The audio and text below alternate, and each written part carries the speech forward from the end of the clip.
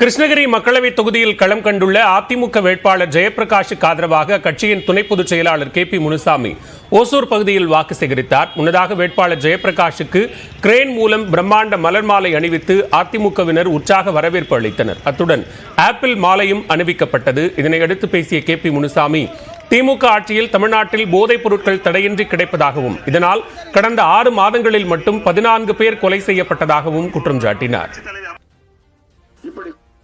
ஒரு நிகழ்வு நடக்கிறது என்று சொன்னால் சமூக விரோத சக்திகள் தன்னுடைய ஆதாயத்திற்காக ஆதாய கொலைகளை செய்யக்கூடிய ஒரு சூழல் வருகிறது. அந்த ஆதாய கொலைகளை செய்யக்கூடியவர்களை அடையாளம் கண்டுபிடித்து உடனடியாக நடவடிக்கை எடுக்கக்கூடிய நிலையிலே இன்று ஆட்சியாளர்கள் இல்லை. அதற்கு மற்றொரு காரணம் என்ன என்று சொன்னால், இங்கு எதையெல்லாம் தடை செய்யப்பட்டு இருந்ததோ அதையெல்லாம் இப்பொழுது சகஜமாக கிடைத்துக் கொண்டிருக்கிறது. போதைப் பொருட்கள் இங்கே தமிழகம் முழுவதும் சகஜமாக இருக்கிறது. பட்டி தொட்டிலெல்லாம் கஞ்சா விற்பனை செய்து கொண்டிருக்கிறது. நீலகிரி மக்களவை தொகுதியில் போட்டியிடும் பாஜக வேட்பாளர் எல் முருகன் உதகையில் படுகர் சமூக மக்கள் வசிக்கும் கிராமங்களில் தீவிர பரப்புரையில் ஈடுபட்டார். அப்போது நுந்தளா கிராமத்திற்கு சென்ற முருகனுக்கு படுகர் சமூக மக்கள் உற்சாக வரவேற்பு அளித்தனர். பின்னர் அங்குள்ள கோவிலில் சாமி தரிசனம் செய்த அவர் படுகர் மக்களுடன் சேர்ந்து பாரம்பரிய நடனமாடி தனக்கு ஆதரவு திரட்டினார். பின்னர் படுகா மொழியில் பேசிய எல் முருகன் தான் நீலகிரி தொகுதியில் வெற்றி பெற்றால் படுகர் சமூகத்தை பழங்குடியினர் பட்டியலில் சேர்க்க நடவடிக்கை எடுப்பேன் என்று உறுதியளித்தார்.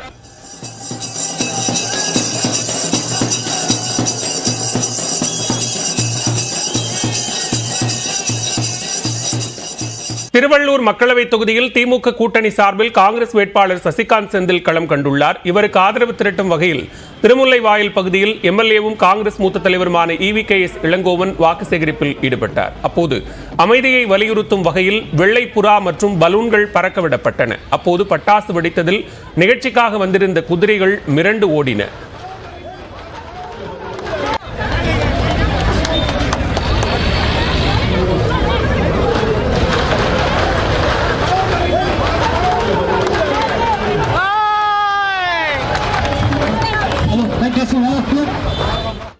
பிரச்சாரத்திற்கு இடையே பேசிய EVKS இளங்கோவன், தமிழ்நாட்டில் மிகப்பெரிய எழுச்சி ஏற்பட்டுள்ளதால் இந்தியா கூட்டணி மிகப்பெரிய வெற்றி பெறும் என்று நம்பிக்கை தெரிவித்தார்.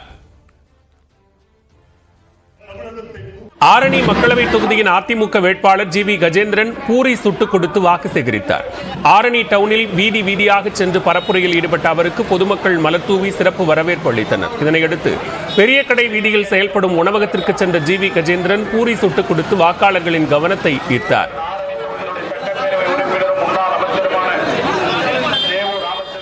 இடைவேளைக்கு பிறகு மற்ற செய்திகளை விரிவாக பார்க்கலாம்.